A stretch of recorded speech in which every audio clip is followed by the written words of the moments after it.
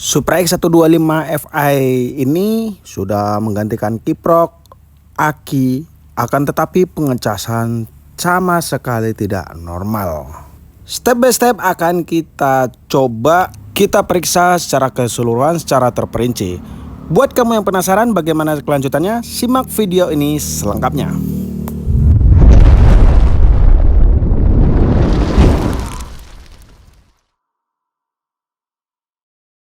Hai Sobat Otomotif, bertemu kembali bersama saya Raihan Motor. Pada kesempatan kali ini kita sedang kedatangan Supra X125 Fi dengan kode mesin KYZ. Di sini kiproknya sudah diganti oleh si pemilik motor dengan merek Nagoya. Merek ini cukup familiar ya untuk bagian sistem pengecasan.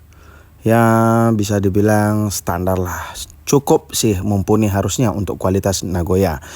Oke, akan tetapi di sini untuk keluhan dari si pemilik motor ini selalu itu baterai mengalami tekor atau tidak mengecas.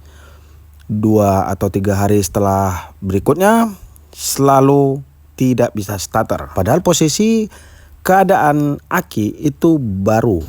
Oke, sebentar, saya pasang dulu akinya kembali dan kita coba untuk menyalakan motor nantinya. Kita akan tes tegangan input dan outputnya. Oke, di sini saya sudah mempersiapkan alat uji tes, yaitu multitester dari Habotes. Ini recommended banget untuk para hobi oprek elektronik dan kemudian para juragan bengkel. Ini alat ini sangat membantu. Buat kamu yang berminat untuk memesan alat ini, silahkan klik produk yang sudah saya tautkan. Oke, next kita lanjut ke pengetesan. Pada bagian ini saya pertama mengetes pada bagian sekring, supaya kita tahu untuk input dan outputnya setelah dari kiprok dan sebelum ke aki atau sebaliknya. Dan setelah kita melakukan tester dan hasil tester menunjukkan angka resistensi itu relatif cukup tinggi, yang harusnya itu pada rangkaian jalur serta komponen kiprok motor injeksi itu tidak sampai di puluhan ya, apalagi sampai mencapai melonjak ke 20 sekian. Ini terdapat kejanggalan. Nah, ketika kita tidak melepas pada tester bagian kabel merah ini, itu melonjak terus. Ini posisi mesin dalam keadaan mati ya. Dan ketika kita nyalakan sama, hasil tester tidak berubah. Nah, di sini mulai terdapat timbul ya kecurigaan pada jalur pada satu sekring ini. Oke, coba kita tahan. Kita biarkan dulu dan perhatikan pada layar multitester atau multimeter digital ini. Itu angka resistensinya itu untuk nilainya itu terus meningkat. Ya, ini sampai di angka 36 ya. Ini cukup tinggi. Oke. Dan coba kita tarik jalur yang serupa, ini mengarah kontak. Nah, untuk kabel input ke kontak itu di 12 normal. Dan kemudian kita cek lagi. Nah, ini yang saya khawatirkan. Kabel keluaran dari kontak itu meningkat tajam. Meningkat nih, bahkan sampai 32, 33. Ini dia naik terus, 34. 35. Ya, jadi meningkat terus ya. Terus melonjak lebih tinggi. Oke, sebelum kita melanjutkan proses pengecekan kembali, ini kawan-kawan perlu mengetahui berikut diagram pada kiprok atau regulator pada Supra injeksi. Kabel hijau ini merupakan massa dan kemudian kabel merah ini merupakan pengisian menuju aki. Dan ini merupakan merah strip kuning ini ke kontak. Yang kuning ini merupakan lampu dan putih api cas masuk. Nah, jadi yang bermasalah itu pada merah strip kuning. Nah, sekarang coba kita lakukan pengetesan. Ini tahap uji tes ya, satu persatu. Kita mulai dari jalur kiri. Kabel putih sebagai input pengecasan menuju kiprok itu di rata 9 sampai 10 dengan posisi keadaan motor menyala dalam kondisi stasioner. Artinya motor tidak digas. Bahkan hingga sesekali naik ke 11. Itu normal. Hal ini normal ya. Dan kemudian kita tes pada untuk output kiprok menuju aki itu di 11. Rata-rata 11, 12. Itu rata-ratanya. Ini normal ya dalam kondisi stasioner. Dan coba kita lakukan pengetesan secara berulang-ulang. Ini untuk pengetesan pada kabel merah keluaran dari kiprok menuju aki. Nah, di sini normal ya untuk nilai segini di angka 11 hingga 12 rata tegangan output yang keluar dari kiprok menuju ke aki. Ini normal ya harusnya.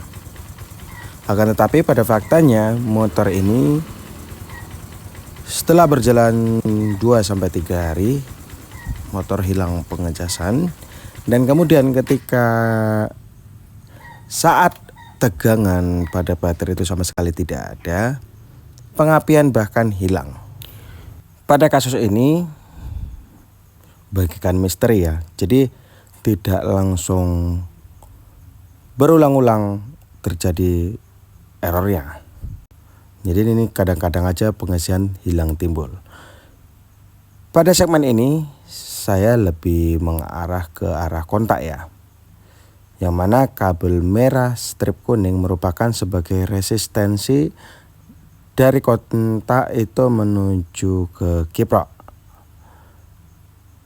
Jadi hati-hati buat kawan-kawan pada Supra X125 Fi ataupun Supra X125 Helm-in yang Fi ataupun Revo Fi atau Revo X, itu sering terjadi kasus seperti ini.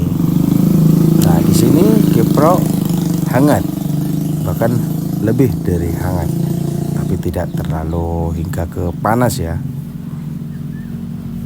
Nah, jadi setelah kita lakukan pengetesan, kita sudah lakukan pengetesan ya untuk setiap skema jalur-jalur aman, tidak ada yang putus, keropos ataupun putus tengah, tidak ada.